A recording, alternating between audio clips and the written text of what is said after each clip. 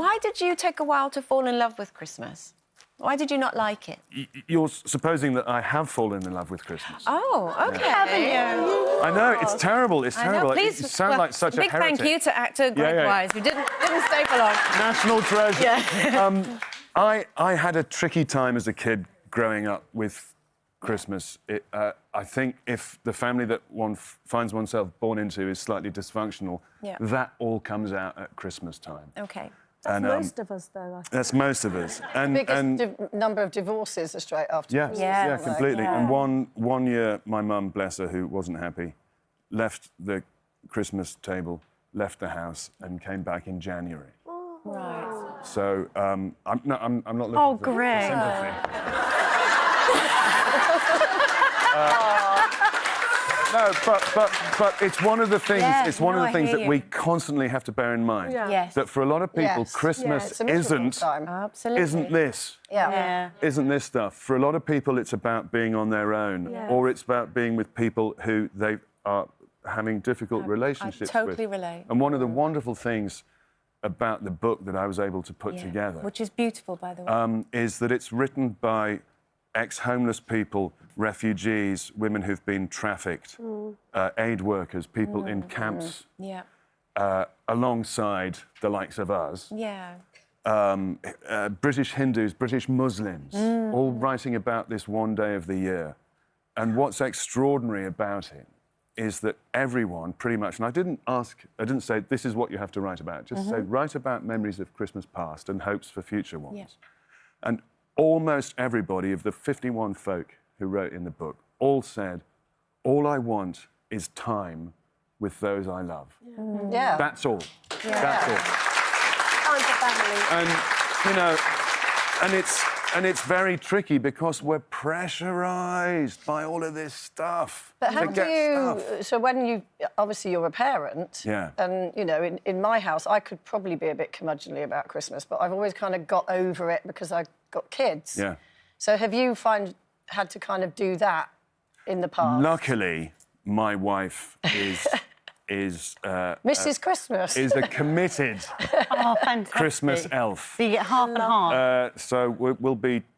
This is our 24th Christmas together. She sort of waterboarded me with brandy sauce into submission over the years. And, no, look, we're very lucky because we've got a cottage in the middle of nowhere in Scotland, and I go up the back hill and I physically cut a spruce and I drag it down and I deck it with lights and chuck it. We've gone as high as 25 feet in the past. Wow. Generally blows over, but when it's standing upright, it's rather gorgeous. All that kind of stuff I love. But I love the fact that we just have chums and time and silliness because our lives are all so hectic.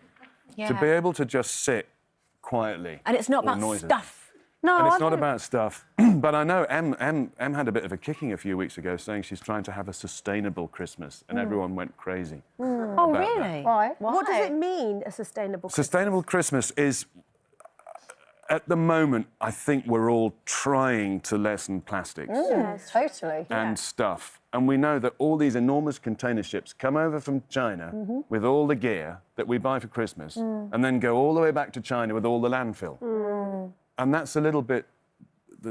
Well, we try and do really well throughout the year, but everyone seems to sort of throw it out the window when it comes to this one. This year I've finally got my way, and we're Okay. going to do Secret Santa. Brilliant. Yeah. And we're going to do foraged or made. Oh. Isn't That's that- right up Stacey Street. It is. I Yeah. think this is the fun of Christmas. Yeah. It doesn't have to be about being Yeah. excessive and. Yeah. But you know. I've, for the last number of years anyway, I've always made everyone their stuff. So even though I have had a difficulty with Christmas itself, I've spent longer than anyone in my family on What have you presents. made? What So have you're you going to risk made? giving your wife a mushroom on Christmas Day? Is that what you're going to do? Actually, You're a brave man. I foraged mushrooms this summer. I dried them. They're in a Wow. pot. We're going to use them to make a venison dough. Lovely. Oh my goodness, where do you live? With- I couldn't pick the Scotland. mushrooms near me. Yeah, yeah. Middle of nowhere. I'd be in trouble. But what sort of things have you made? I have a workshop up there with a lathe, so I make bowls and platters and You're an candlesticks. elf. You're an and old-fashioned all of elf. that. You are. But I found a guy who's going to teach me how to make shepherd's crooks out of ram's horn. Fabulous. So that's going to be... Like Bo Peep? Yeah, just like Bo Peep.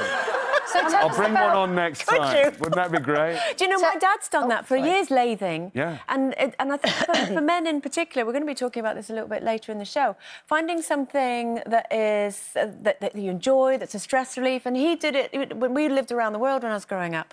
And he would always take his lathe with him, doesn't matter where he goes. Wow. And he would be fashioning things out of wood. And it was something that obviously he could talk about with his friends and what have you.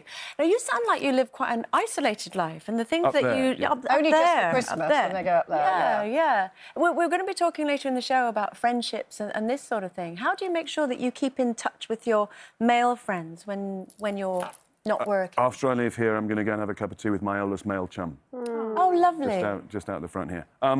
It's one of the things you have to try and do. It's a job, in a way, to keep those lines of communication going. Because, of course, in the work we do, which takes us all over the place, but also when you have a kid, you naturally fall in on yourselves a bit. Yeah. I think you can probably only keep 2 or 3 relationships going, proper Yeah, it relationships. is tough, isn't it? Face to face, which is obviously what you're doing. Before you go, I just wanted to ask you very quickly, because we were talking there in the link about you said that a psychic told you were going to meet Emma when you were, what, 16 or...? Nearly. Don't believe all you read. It was a witchy friend of mine, just before You know doing... witches and you make hooks. Yeah. Love you. Just before we shot Sense and Sensibility, this witchy mate of mine said, "You're going to meet the love of your life." And lo, nearly 25 years later, still with them. Lovely. And I have to let you know as well that we listen to what you say here on this show. So we have our own little elves who have been beavering away behind the scenes. There you go, national treasure, Greg Wise, just for you. Finally. And that's our Christmas present to you. Thank you very much. That's our Christmas. And best of luck with the book and the film Thank as you. well. Yeah, you all have to Perfect see the in film. time It's for Oh, I can't wait to see it. It's great. Take a tissue. Okay. Or maybe more than one. Greg Wise, thank you so much. Thank you. Thank you.